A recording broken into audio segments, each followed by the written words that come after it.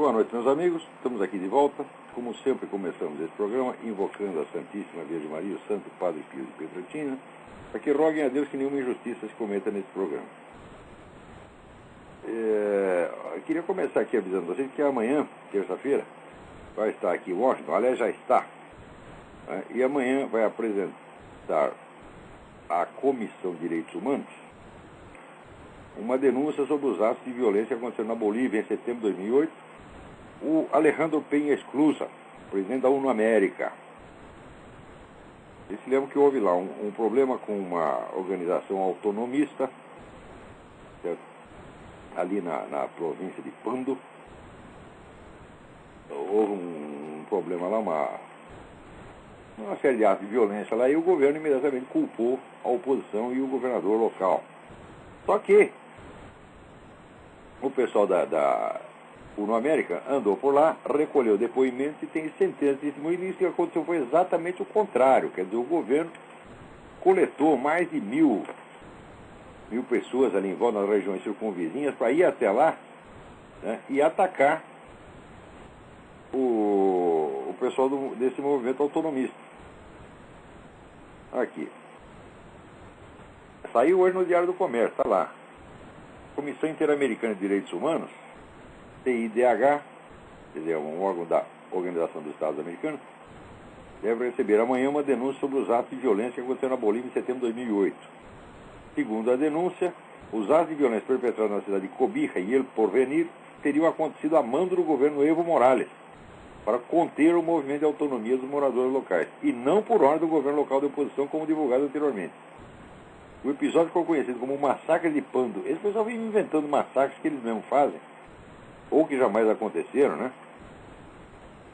Quando acontece, eles mesmos que fazem. E tá ali, tem centenas de testemunhos, e vamos aguardar.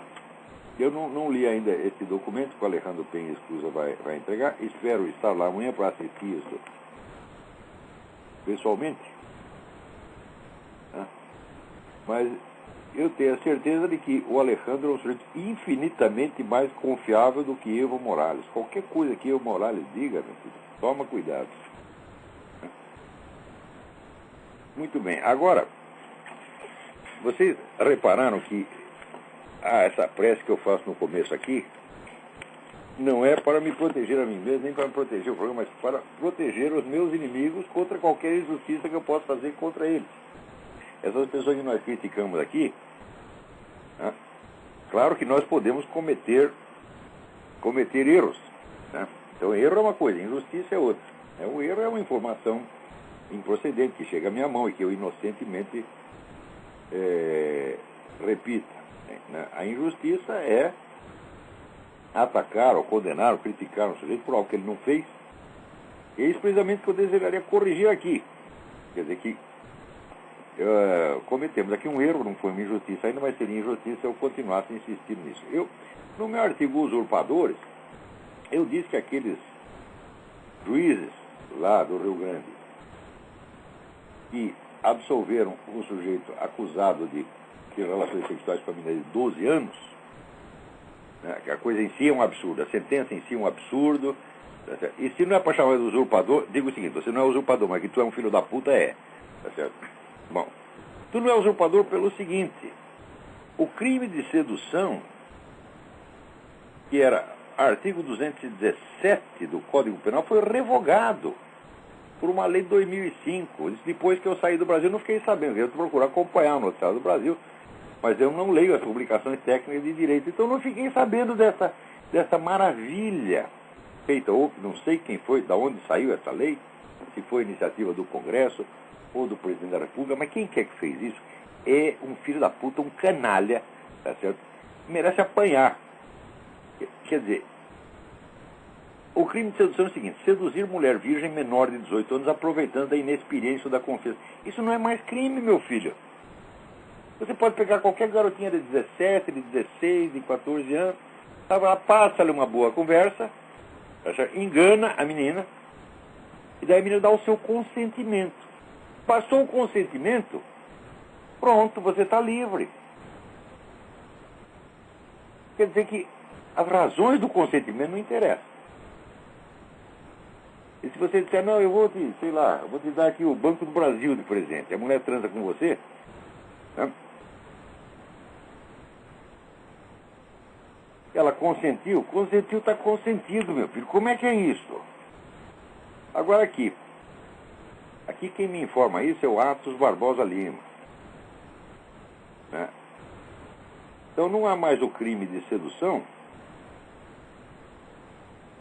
e também foram revogados os crimes de rapto, né? Rapto de mulher honesta. Veja aqui, onde é que foi parar o negócio? A desculpa para que o rapto deixe de ser crime é que o termo mulher honesta era um termo ambíguo. Ou seja, se eles não sabem a diferença entre uma mulher honesta e uma mulher desonesta, é porque eles não sabem a diferença entre o bem e o mal, entre o certo e o errado. Eles estão confessando que são sociopatas. Eu sei o que é uma mulher honesta, meu filho. Hã?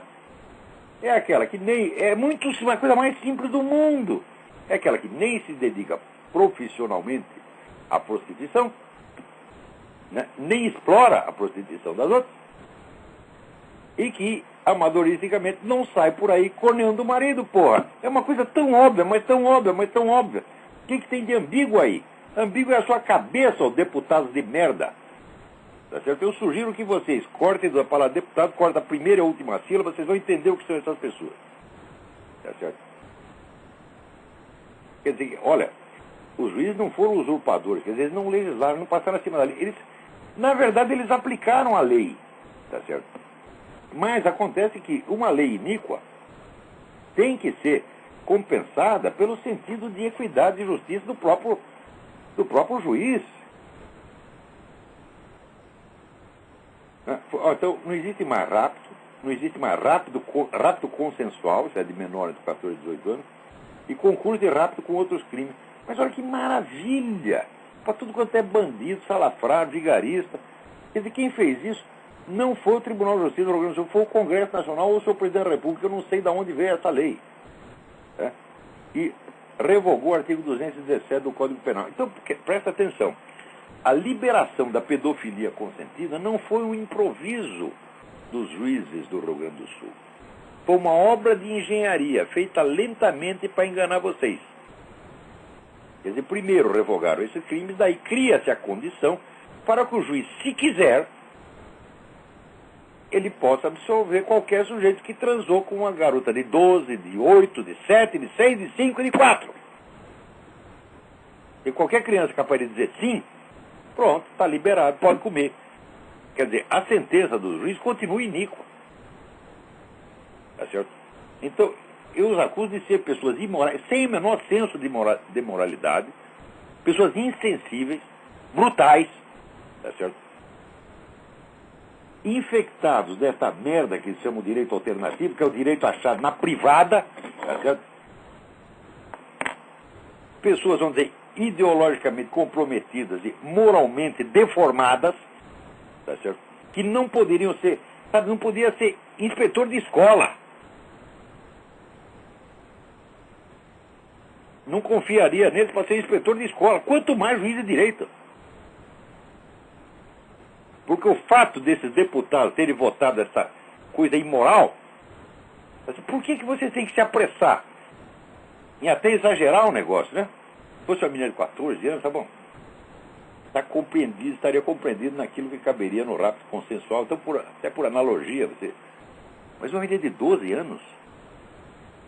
Agora, outro dia também, o STF também absolveu um sujeito que transou com a menina de 14 anos, não, com um menino de 14 anos, baseado na coisa de que o menino já tinha tido relações sexuais antes. Então você faz o seguinte, olha aqui, ó, pedófilos do Brasil, vocês façam um cadastro de meninos estuprados e vão lá e comam todos eles, não vai acontecer nada. Você fica ali na porta da FEBEM, todo mundo da FEBEM já foi estuprado, já comeram uma vez, agora você pode comer também. Olha que maravilha. Gente, nós estamos sendo governados por essa banda de criminosos, gente, sabe, que não merece respeito, não merece obediência, Não se pode obedecer uma coisa dessa. Não se pode obedecer juízes como esse. Não se pode obedecer legisladores como esse. Onde é que vocês vão parar, minha gente? Vocês não têm vergonha, vocês não têm mais senso de honra. Vocês também, será que toda a população perdeu? A população inteira não sabe mais o que é uma mulher honesta? Olha aqui, eu pergunto pro cara, sua mulher honesta? Não sei. É ambíguo. Ambíguo é o seu cu! Que a gente não sabe se sai ou se entra. Aqui, seus juízes, todos. Eu não sei se todos os juízes do Supremo Tribunal Federal, né, absolveram esse cara. Certo? Também não sei se todos os juízes condenaram o padre Lodi por uma coisa que nós vamos comentar já já. Tá certo? Tem um artigo meu que deve sair esta semana no Diário do Comércio a respeito disso. Né? Nós já vamos passar por esse assunto já já. Olha aqui. O padre Lodi, padre Luiz Carlos Lodi da Cruz, que é lá de Anápolis, escreveu um artigo em que ele chamava uma militante abortista de abortista.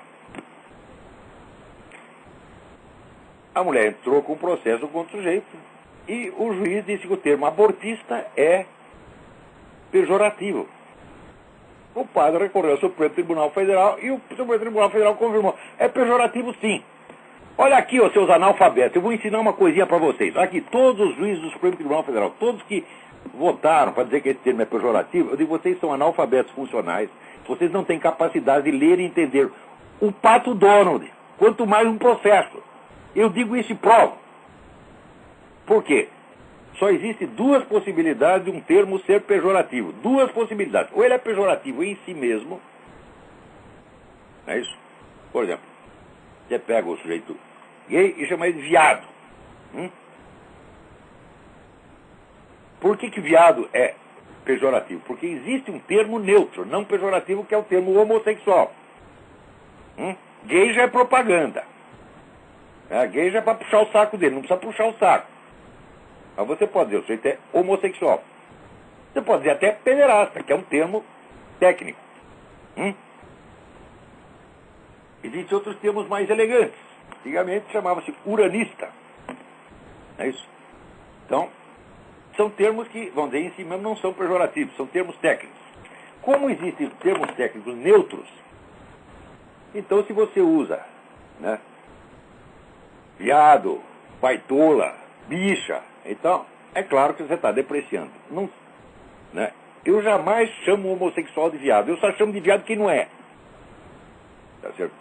Para dizer que eu não estou querendo te xingar mesmo, estou querendo te depreciar mesmo, porque você não é depreciar. Estou querendo mostrar o seu verdadeiro valor, que é zero ou abaixo de zero. Tá certo? Então, muito bem. Então essa é a primeira possibilidade. O termo é pejorativo em si mesmo. E ele é pejorativo por quê? Porque existe um outro termo não pejorativo que designa neutramente o mesmo objeto. Segunda possibilidade. O termo em si não é pejorativo, mas pode, em certos contextos, se torna pejorativo. Quer dizer, usado de uma certa maneira se torna pejorativo. Tá certo? Por exemplo, você pega a palavra político. É um termo que em si é neutro. Mas em certas circunstâncias, você diz, você está com roubaleta, essa é coisa de político. Então você está usando a palavra político no sentido pejorativo. A palavra em si não é pejorativa, mas você está usando no sentido pejorativo. Muito bem. Em qual desses dois casos está a palavra abortista? Em nenhum. Em nenhum. Não está e não pode estar. A palavra abortista jamais pode ser pejorativa. Por quê? Em si mesma ela não pode ser pejorativa. Por quê? Porque não existe um outro termo neutro para designar o militante pró-aborto. Existe só a expressão complementar, a palavra. Quer dizer, se o militante pró-aborto não é abortista, ele é o quê? E também a palavra não pode ser pejorativa pelo contexto, porque qual é o contexto em que surge a palavra abortista? Prestem atenção. Muito antes da palavra abortista existia a palavra aborteiro. Aborteiro é o sujeito que pratica aborto, portanto comete um crime. Quando apareceu o movimento em defesa do aborto, não era justo chamar os seus adeptos de aborteiros, porque o sujeito podia ser a favor do aborto sem ter praticado aborto nenhum. Se você o chamasse todo de aborteiro, estaria acusando de crime. Então, surgiu a palavra abortista para proteger os abortistas contra a acusação implícita ou explícita de aborto. Então essa palavra é exatamente o contrário de um pejorativo. Aqui, suas excelências de merda! Vocês não têm capacidade para... Note bem, se você não compreende o problema semântico envolvido no uso de uma palavra, você não pode criminalizar a palavra. Agora, essas excelências discutiram as nuances semânticas, a origem da palavra, o uso. Aqui, eu só procurando no Google, eu procurei, só ali no Google, só na internet, 1.600.000 usos da palavra abortista. Isso só na internet, sem contar jornal impresso, revista impressa, conversa, aula, conferência, etc, etc, etc. Então, os exemplos de uso dessa palavra vão para centenas de milhões. Agora aqui, os excelências, vocês vão punir todo mundo? Eu vou punir só o padre Lodi. Eu digo que vocês vão punir só o padre Lodi. Porque é isso que eles queriam. Então, vocês não examinaram a questão semântica, e quem não examina a questão semântica da palavra que está sendo discutida, não pode criminalizar a palavra. Vocês decidiram por antecipação, sem si. Não é que vocês não examinaram o problema, vocês nem perceberam que existe um problema semântico. E não quiseram perceber. Vocês não têm autoridade para legislar, para sentenciar nesse caso, porque quem não examina a questão não pode se pronunciar a respeito. Eu digo a coisa mais óbvia. Se aqui essa palavra é pejorativa ou não, vamos examinar semanticamente a palavra. Vocês não fizeram isso, desgraçados. Então, olha, pego a sua sentença e limpo a bunda. Não limpo a bunda, cara. Minha bunda é a bunda do respeito. Tá certo? Não é qualquer, né, papel pintado que vai passar aqui. Então, aqui, quer me processar, desgraçado? Processa que eu vou lá dentro do tribunal e provo lá dentro do tribunal que vocês são ineptos, que vocês são analfabetos funcionais, que vocês não sabem julgar o peso semântico da palavra que vocês condenam e que, não obstante, vocês condenam. Eu me refiro a todos os juízes que votaram a favor dessa coisa, ou que não se opuseram veementemente a isso aqui. O padre Lodi foi vítima de uma injustiça. Agora, preste atenção, aqui organizações religiosas. Eu também não respeito você porque vocês são bando de boiola. Não fazem nada para defender os que são perseguidos. Eu vou contar uma coisa para vocês. Pelo artigo 52 da Constituição Federal, cabe ao Senado Federal processar e punir os juízes iníquos do Supremo Tribunal Federal. O Senado tem autoridade para isso. Então, é ao Senado que vocês têm que recorrer. Se vocês tiverem um pingo de vergonha na cara, aí a arquidiocese, né, organizações cristãs, Opus Dei, todo mundo tinha que se mobilizar imediatamente e pressionar o Senado. A esta altura deveria ter 1 milhão de católicos na porta do Senado, exigindo o impeachment desses juízes iníquos. Deveria ter, se você tivesse um pingo de vergonha na cara, que eu sei que não tem. E, portanto, não vai nenhum católico lá.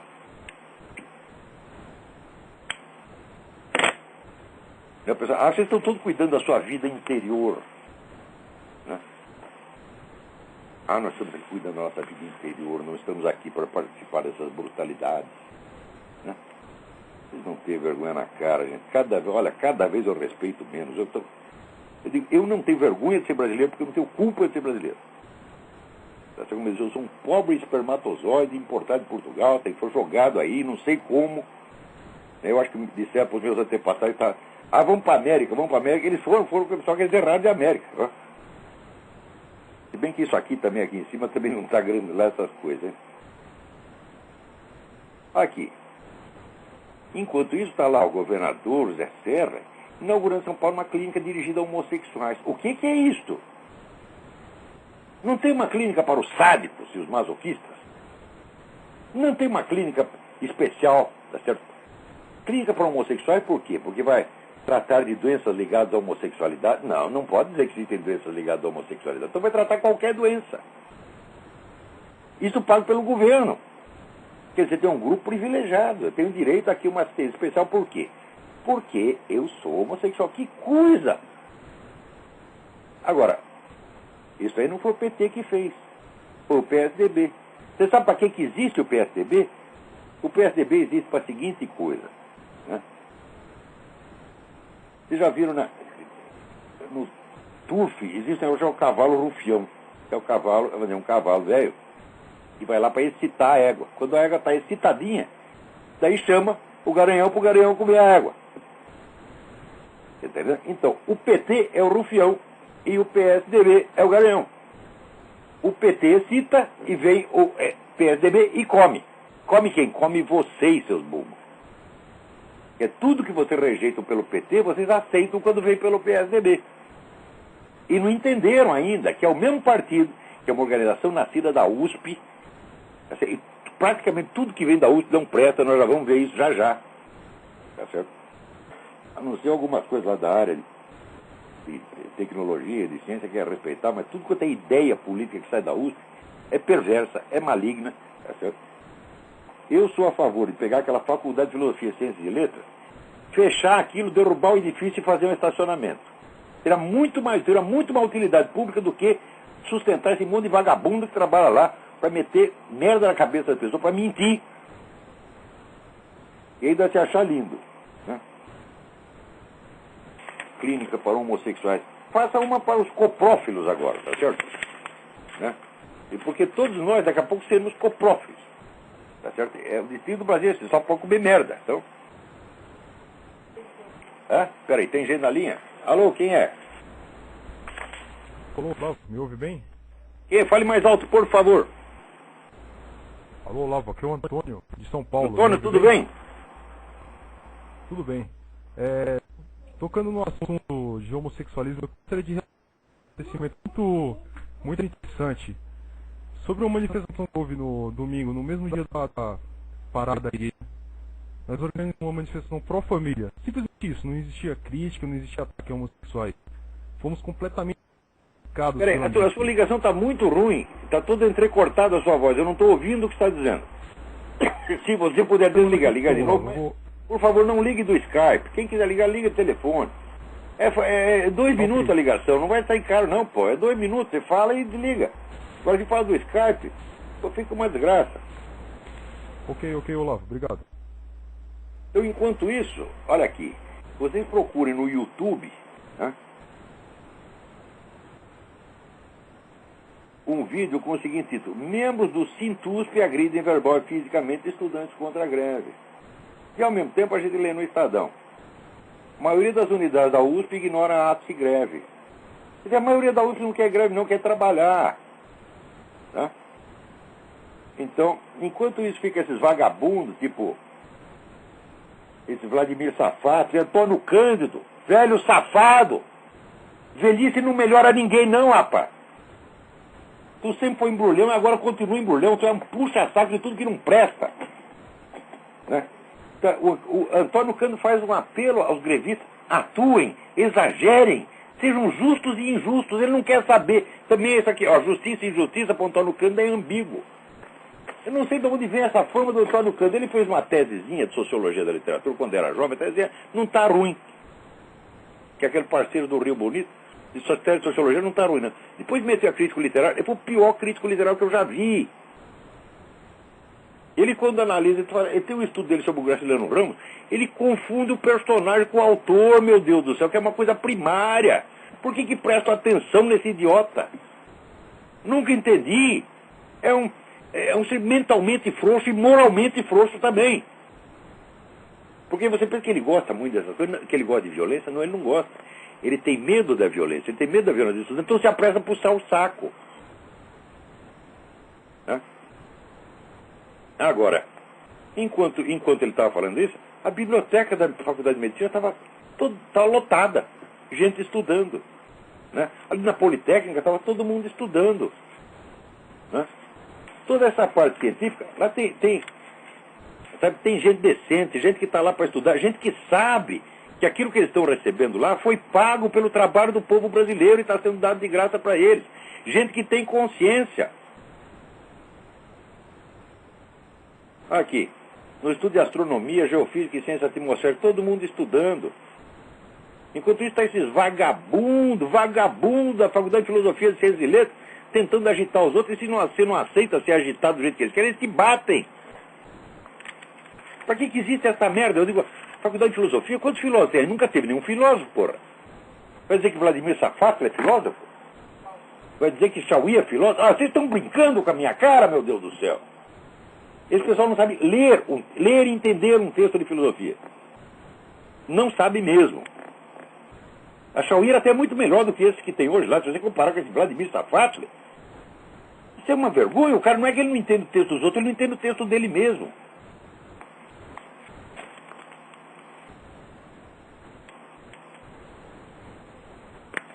E até quando vou ter paciência com esse tipo de prostituição, meu Deus do céu.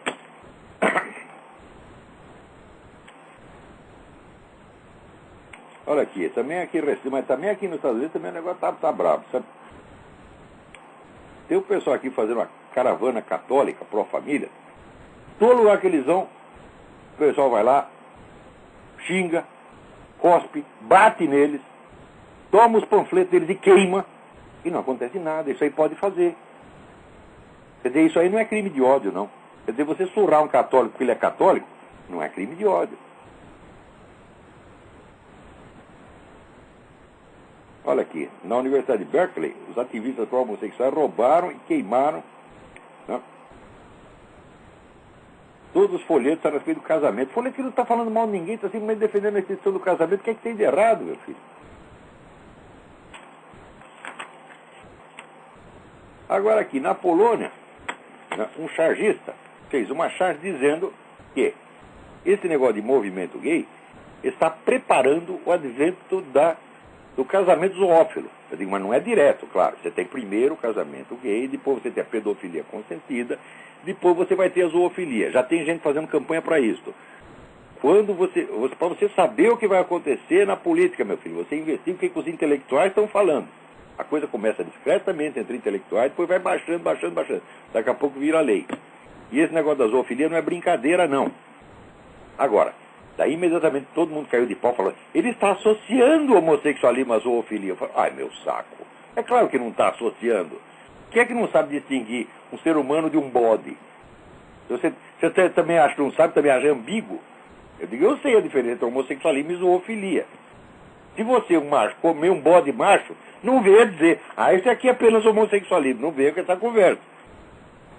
Tá certo? Então, se você comer um tatu macho, tá certo? Não venha dizer que isso aí, nós somos gays. Não venha com essa conversa. Nós sabemos a diferença entre uma coisa e outra. Tá certo? Assim como sabemos a diferença de homossexualismo para pedofilia. Né? Se você vai lá, dois marmanjos de 30, de 40, de 50, de 70 anos, vão lá pro motel e fazem o diabo lá dentro, isso aí é gaysice. Isso aí é homossexualismo. Agora, se pega um garoto de 12 anos, não vem dizer, nós somos gays. Gays o caralho, você é um pedófilo, filho da puta, tu devia estar na cadeia. Tá entendendo? Você está abusando da inocência, está abusando da ignorância do outro.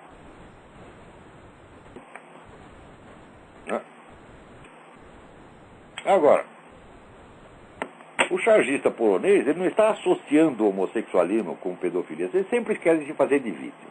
O que ele está dizendo é o seguinte, é que existe um esquema político que vem das lideranças globalistas disposta a criar mudanças civilizacionais, morais e psicológicas radicais na humanidade. Uma delas é fazer os seres humanos se persuadirem que entre eles e os animais não tem diferença alguma. Existem direitos dos animais. Ora, se existem direitos dos animais, meu filho, por que não vai ter direito ao casamento? Você diz, olha, o bode quer casar comigo. Ele está apaixonado por mim, olha a cara dele.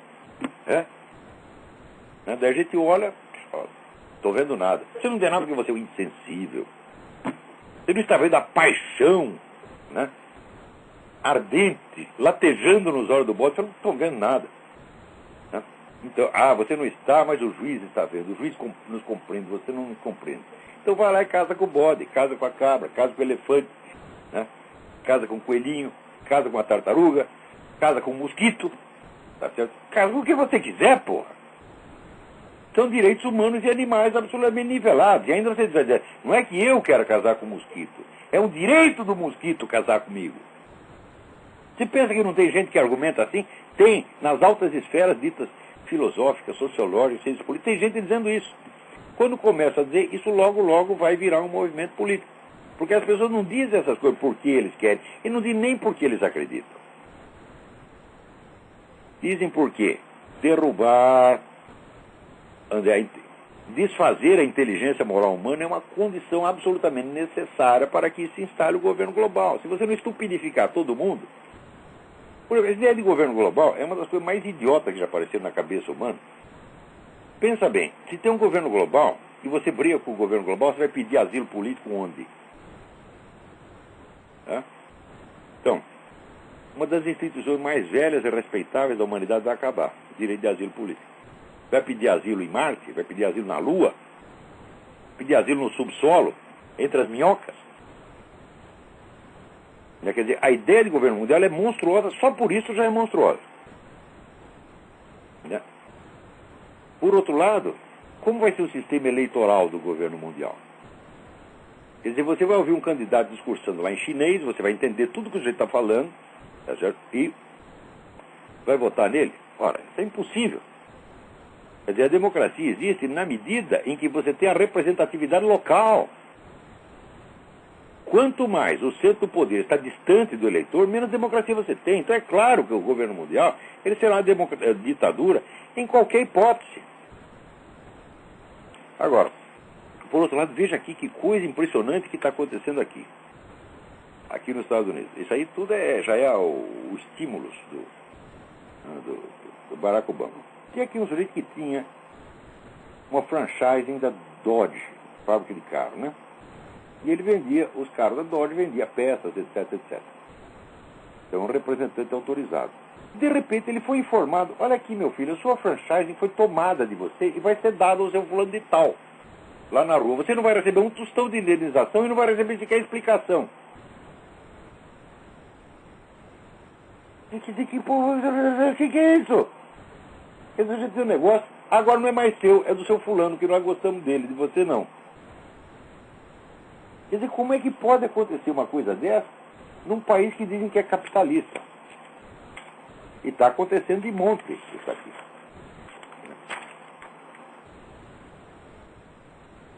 Ai. Vamos ver uns e-mails que tem aqui.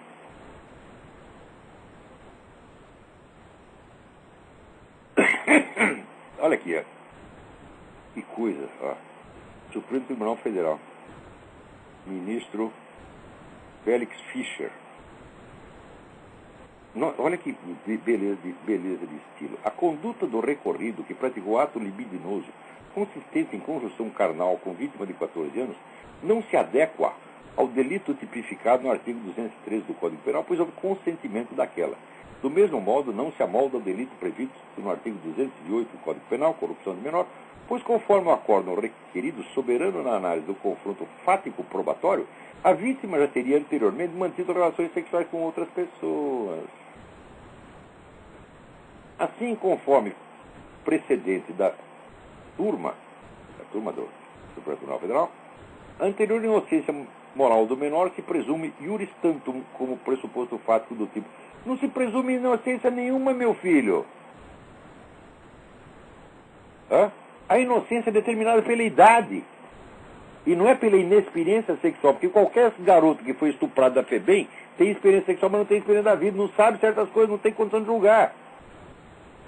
O que você está fazendo é o seguinte: qualquer garoto estuprado está liberado para pedófilos. É isso que você fez. Ô, Félix Fischer, lê o que você escreveu. Que é uma coisa monstruosa. Você está dizendo que qualquer garoto que já tenha sido, garota que já tenha sido estuprado, abusado, pode abusar, está liberado. É isso que você fez, desgraçado. Você é um monstro. E vai querer que eu chame de Sua Excelência?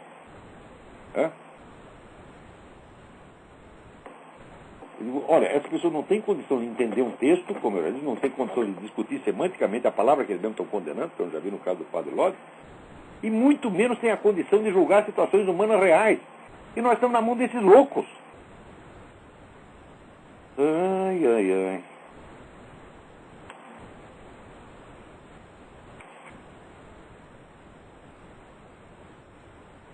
Vamos ver o que mais temos aqui. Ih, tem um negócio.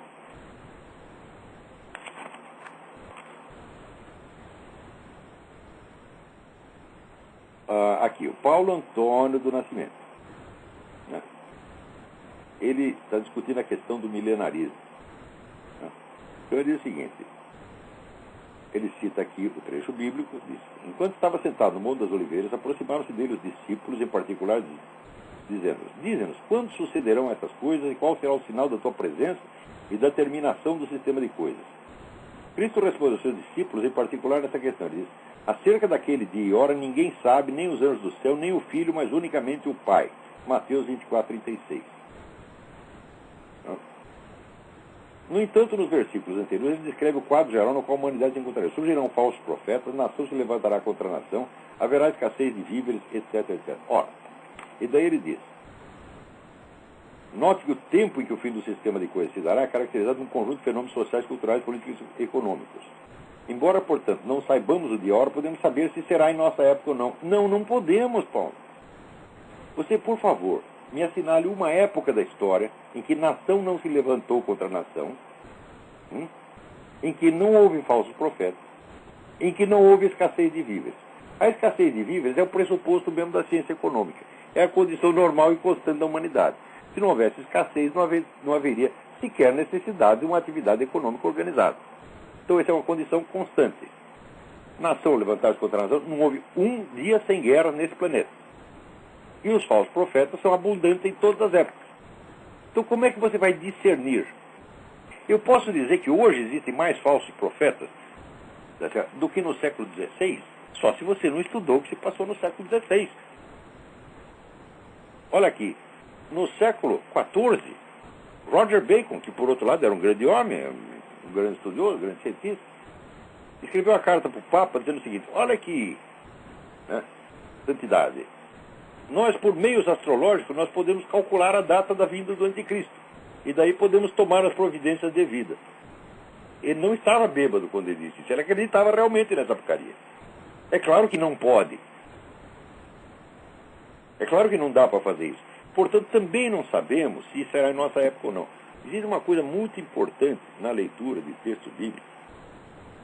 Os textos bíblicos se dividem em textos históricos, coisas que aconteceram, e que, por ter acontecido naquele contexto sacro, se tornam modelos de outros acontecimentos. Por exemplo, ele lê o livro The Great Code, do grande crítico canadense Northrop Frye, e ele vai demonstrar que todos os enredos da literatura ocidental, em última análise, têm um modelo bíblico. Tá certo? E existem os trechos que são de ordem profética, que não se referem a coisas que aconteceram, mas a coisas que vão acontecer. Mas prestem bem atenção, aquelas que aconteceram não são só históricas, elas são modelos repetíveis. Né? E aquelas que vão acontecer não se referem somente a um futuro determinado, mas a certas possibilidades recorrentes. Né? Porque se você disser, olha, está tudo predeterminado, com data certa, e vem o anticristo, etc, etc, etc, então, meu filho, a história inteira é uma empulhação e Deus nos enganou a todos. Se você não tem a margem de manobra, né, para você fazer com que a profecia não se cumpra naquela data, que a profecia seja adiada, se você não tem essa margem de manobra, então não existe liberdade humana nenhuma, tá certo? E nós caímos no determinismo integral. Ora, o determinismo integral é inconsistente consigo mesmo pelo seguinte: se tudo está pré-determinado, também estão pré-determinados os seus pensamentos. Inclusive, se tem pessoas que acreditam que existe livre-arbítrio, o fato delas acreditar no livre-arbítrio também está pré-determinado. Então quer dizer que Deus as enganou propositadamente. É possível um treco desse? É claro que não. Então isso significa que as profecias, meu filho, não foram feitas para ser cumpridas numa data determinada. As profecias são feitas também como uma ameaça divina. Tal coisa vai acontecer se você não fizer isso, mais aquilo, mais aquilo, mais aquilo. Se você agir de determinada maneira, o cumprimento da profecia pode ser adiado. Isso quer dizer, situações apocalípticas a humanidade já passou várias vezes. Você vai dizer, quando Roma virou um covil de bandidos, foi invadido, não tinha papa lá, não tinha mais nada. As pessoas diziam, com certeza é o anticristo que está aí. E, no entanto, aquilo passou. O que nós estamos vivendo hoje também pode passar, meu filho. Não vem com esse fatalismo apocalíptico, não. Você não tem o direito de dizer isso.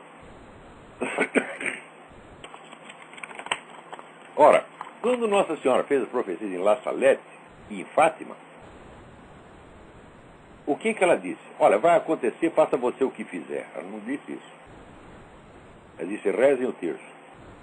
Não falou? Não foi isso que ela falou? Reze o terço para quê? Porque não vai mudar nada? Foi isso que ela disse? Ora, pelo amor de Deus, pô. Deus não trapaceia não, meu filho. Então, as promessas e ameaças apocalípticas, elas não refletem um fatalismo, tá certo? Mas refletem uma dialética entre Deus e os homens. Tudo que Deus diz, ele vai cumprir, mas ele vai... O tamanho, a dimensão não está dada, não está... Note bem, que o que Jesus descreve ali não é o contexto histórico, mas são fatos determinados. A guerra, falsos profetas, etc, etc. Né? Fatos que aconteceram também em todas as épocas, então que não são indícios de nada. Então, o que Jesus está dizendo é o seguinte, meus filhos, vocês não sabem o contexto histórico em que isso vai acontecer, e, portanto, vocês não sabem nada a respeito. Note bem que ele diz, nem o filho sabe, só o pai. Ora, o que é Jesus? Jesus é o verbo encarnado. O verbo encarnado é o Logos encarnado. E Jesus é a inteligência divina. Presta bem atenção. O que é o Pai? O Pai é a onipotência, é o poder divino, é a vontade divina, é a decisão divina. Se Jesus diz que nem o Filho sabe, isso não quer dizer que ele é um ignorante. Quer dizer que o fim dos tempos não é uma coisa que esteja determinada na inteligência divina, mas que será determinada pela liberdade divina, pela vontade divina, quando Deus Pai quiser. Então não tem data. Entendeu? Aquilo que está dito, que depende exclusivamente do Pai, não depende da inteligência divina, portanto nem da ciência divina, mas depende da vontade divina. E é a liberdade divina, é a liberdade de Deus Pai. Deus Pai decide isso quando Ele quiser. Entendeu? Se fosse uma coisa que estivesse predeterminada, de acordo com uma regularidade, uma lei, etc., faria parte da inteligência divina e seria parte do Logos, e Jesus não diria, eu mesmo não sei. Quem pretende saber, está pretendendo. Tu pretende saber mais que Jesus, tu é mais inteligente que a inteligência divina. Ora, meu filho. Se você ficar mais inteligente que a inteligência divina, me avisa que eu estou precisando... Tem uns problemas aqui. Vou pedir uns conselhos para você.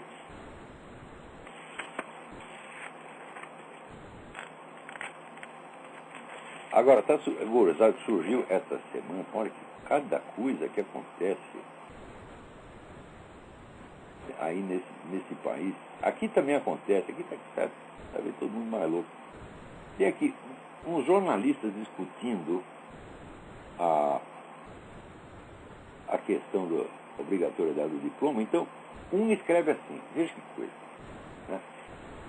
A regulamentação do jornalismo foi um ato autoritário da ditadura que visava a expulsar os comunistas das redações. Eu digo, ai meu Deus do céu. E daí a outra responde, não, ao contrário, foi uma reivindicação da classe, etc, etc, etc. E olha, você veja as consequências disso a longo prazo. A militância comunista, que antes era uma parte das redações, se tornou praticamente a redação inteira. Você não tem mais um direitista em jornal nenhum do Brasil. Você tem, no máximo, um tucano. Um ou dois tucanos. Então, pelos frutos conhecereis. De fato, aquela reivindicação da regulamentação já havia desde 1956. Mas regulamentação é uma coisa e obrigatoriedade do diploma é outra. Porque existem meios de você qualificar o sujeito para a profissão. Eu, quando entrei na profissão, eu tinha 17 anos, não estava ainda regulamentado. Isso veio 2 anos depois. Quando veio 2 anos depois, aquelas pessoas que já estavam exercendo a profissão e que tinham sido reconhecidas, portanto, pelos outros profissionais como capacitados, foram automaticamente registrados. Ora, você vai dizer que essa garotada das faculdades é mais capaz do que eu? Oh, meu Deus do céu, que brincadeira é essa? Pô, eu com 1 ano de profissão, eu passei de repórter para copy-desk. Copy-desk a gente corrige o texto dos outros, o cara que edita o jornal. E logo em seguida para subeditor. Eu, antes de 2 anos de profissão, já era subeditor. Porque tinha profissionais altamente qualificados, um dos maiores jornalistas que eu conheci, Ciro Franklin de Andrade.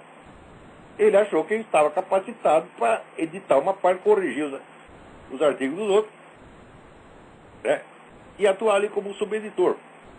Este é o julgamento que interessa, o julgamento do profissional habilitado, que reconhece o outro como profissional habilitado. Isso é muito mais seletivo do que faculdade de filosofia, faculdade de jornalismo. Tá certo? Então, eu me lembro, por exemplo, que antes de vir às faculdades de jornalismo, o que era, como se fazia a diagramação, a aparência de um jornal. Você entregava um monte de matéria para o diagramador, ele contava as linhas e espaços, tá certo? E se virava com aquilo e produzia uma bela página. Tá certo? Depois que vieram à faculdade de jornalismo, foi o contrário.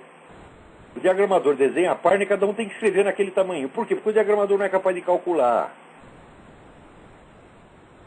Você está entendendo? Naquela época, o famoso diagramador Antônio Pinto de Freitas, Fogo Pantera, que aliás era um sujeito que tinha sido dirigido do Jornal Comunista em 1935, tudo que aconteceu no Brasil, ele era preso de novo. Era preso e voltava meia hora depois. Né? Mas era um grande amigo meu. Né? O Pantera, você dava qualquer quantidade de matéria, de quaisquer tamanhos, e saiu uma página maravilhosa. Né? Daí veio a turminha das faculdades. Ele não sabe fazer conta, então ele desenha uma pagininha arbitrária e você tem que escrever naquele tamanho. Isso virou regra no jornalismo brasileiro inteiro. Quer dizer que o texto tem que se adaptar ao formato gráfico, como se fosse publicidade, gente, e não jornalismo. Isso é fruto. Vai dizer que o jornalismo, a faculdade de jornalismo elevou o padrão do jornal? Ora, meu Deus do céu. O que é isto, porra? Veja, você vê a quantidade de erros de gramática que tem nos jornais, isso centuplicou depois das faculdades. A única finalidade das faculdades foi a seguinte: através das faculdades você forma a militância. E só entra no jornalismo militante. Não foi uma ideia da ditadura, não, senhor. Regulamentar foi ideia da ditadura e foi muito bem. Por quê? Tem que ser regulamentada a profissão. A profissão tem que ser reconhecida, porra. Só o que estava errado é o critério de admissão. Quem tem que dizer se você está capacitado ou não são jornalistas nos quais você vai trabalhar. Não um professor que está distante das redações, que às vezes não sabe escrever, não sabe diagramar, não sabe fazer... não sabe contar quantas letras tem numa matéria, porra. Então, a regulamentação é excelente, veio para ficar, tem que ficar. Agora, diploma de jornalismo, que palhaçada é essa? Agora, você vê o debate completamente alienado, quer dizer, um está falando uma bobagem, uma coisa totalmente alienada, dizendo que foi uma coisa da ditadura para expulsar os comunistas da redação. Quantos comunistas foram expulsos da redação? Resposta: nenhum, jamais. Nenhum, jamais. É? Eu sei que a partir da regulamentação ficou muito mais fácil controlar as redações. Foi justamente a partir daquela época que as organizações de esquerda, tanto o Partido Comunista quanto outras organizações, porque tinha outras dissidências ali, tinha a Aliança Libertadora Nacional, tinha a Polop, tinha mais isso, mais aquilo. Essas organizações, elas controlaram a profissão ao ponto de que, 5 ou 6 anos depois da regulamentação, qualquer sujeito esquerdista que perdesse o emprego tinha 10 empregos esperando. Agora, os direitistas que o perderam nunca mais voltaram. Eu vi caras, direitistas conservadores, que foram sendo jogados fora das redações e nunca mais puderam voltar. E cada vez mais vindo comunista, esquerdista, companheiro de viagem, etc, etc, etc. Isso aí foi o que as faculdades fizeram. E foi a ditadura que fez isso, né? Se o propósito era eliminar os comunistas da redação, eu falo, bom, então eles não entendem nada mesmo, isso é um bando de idiota. Não ver o que mais nós temos aqui.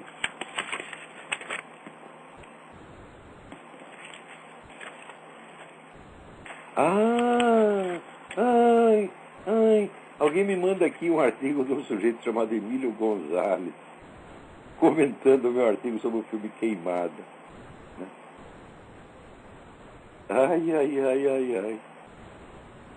Então ele diz, é bom sempre tomar conhecimento daquilo que pensam os intelectuais conservadores. Afinal, para quem não sabe, o site Mídia Sem Máscara seria aproximadamente a antítese do site vermelho do PCdoB.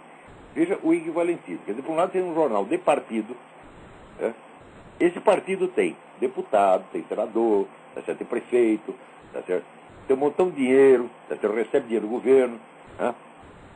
E do outro lado você tem lá, meia dúzia de caras, né? Que só estão contra essa merda toda, mas não tem programa político nenhum. E ele diz que é idêntico. Quer dizer, um jornal de partido, tá certo? Passa a ser idêntico, tá certo? A um jornal de oposição informal, que jamais tentou ter um programa político, jamais tentou eleger-se que é um vereador de São Tomé das Letras. Jamais tentamos eleger o subprefeito de Vila Nhocunyé. Não temos atuação política nenhuma. E o cara diz, é antítese. Olha o equivalentismo. Começa por aí. Quando começou, eu falei, lá vem besteira. Né? Daí, ele diz, Queimada não é um instrumento de propaganda e muito menos uma verdadeira aula de interpretação marxista da história. E o porra, vai dizer isso ao Dilo Pontecorvo, porra. Quer dizer, todos os cineastas italianos comunistas daquela época, todos estavam seguindo o programa do Antônio Gramsci. Liam isso, discutiam e faziam seus filmes em função disso. Agora, quem não leu nada, né, chega lá e vê o filme como ele quer. O filme é uma obra de arte. Né? Obra de arte não tem significação política em si mesma. É tudo projetivo. Então tá bom. Então você vai lá e me dê uma interpretação direitista do Queimada. Mensagem direitista do Queimada, se você puder. Quer dizer, como é que um idiota desse vem discutir? Eis o erro de analisar um filme pelo viés ideológico. Eu digo, mas escuta, mas o propósito do filme é ideológico, meu Deus do céu. Isso aí não sou eu que estou dizendo. Todos aqueles cineastas italianos estão ex-professo, dizendo, não, nós estamos fazendo um filme para isso. Assim como Eisenstein também. Você não pode analisar o filme pelo viés ideológico, porque daí você não usufrui da obra, nem ela te dá prazer. Você vai lá no cinema para tocar punheta, rapaz? Quer dizer, que história de prazer é essa?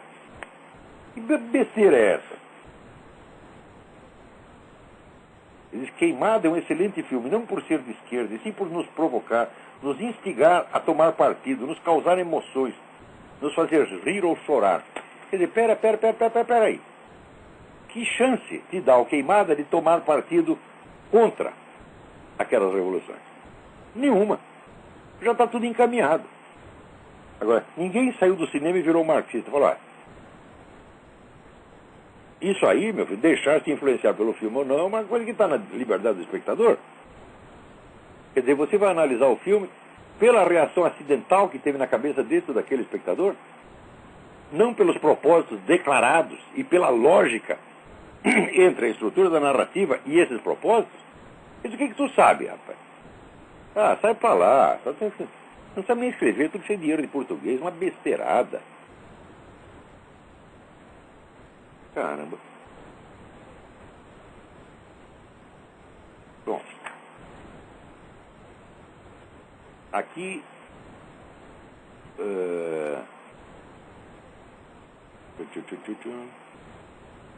Olha aqui, uma pergunta interessante. Fernando Carneiro. Acho que é Fernando Carneiro. Como fica o liberalismo econômico em face de dois grupos, KGB e crime organizado? Ambos se beneficiaram da queda de barreiras econômicas e alfandegárias da União Soviética e da Europa, segundo Claire Stern. Mas é óbvio. Né? Olha, não dá para você analisar a situação do mundo em função, vamos dizer, de fórmulas doutrinárias prontas. Quer dizer, por que você é a favor do liberalismo, da liberdade econômica, tá certo? Então você tem que esquecer todos os fatores geopolíticos, os fatores de segurança, etc. Nós vamos abrir agora todas as fronteiras porque nós somos neoliberais.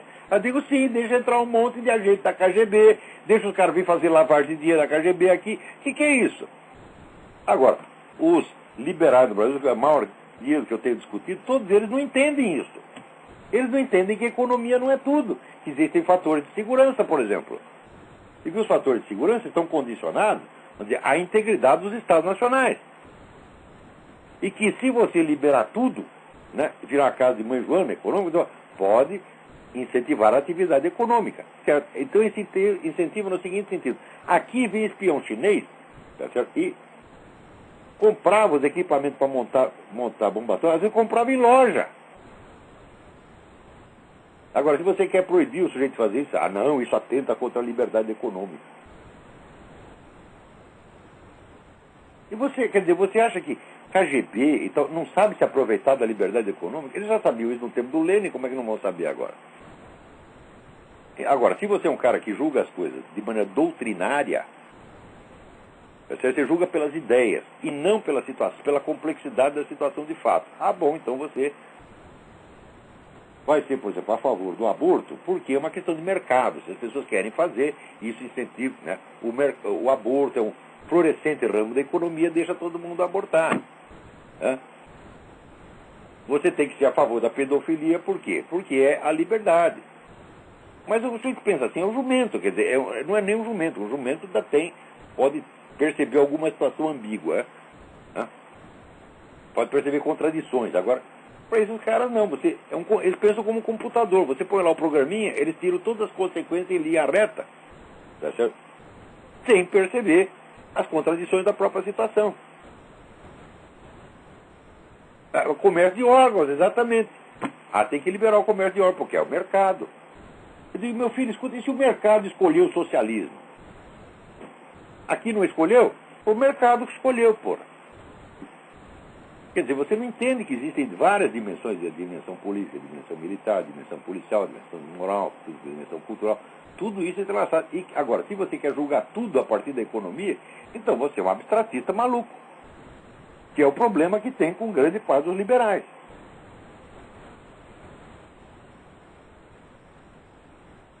Bom, não vai dar tempo de comentar o resto aqui. A carta dele está muito interessante. Talvez a gente deixe para a sua carta para o próximo programa. Eu acho que por hoje, né, não dá mais. Eu queria ler um negócio aqui, mas me escapou. Aqui. Note bem. Hoje saiu pesquisa na American Online. Você aprova o trabalho que o Obama está fazendo como presidente? 69% não. 31% sim. Olha aqui, gente.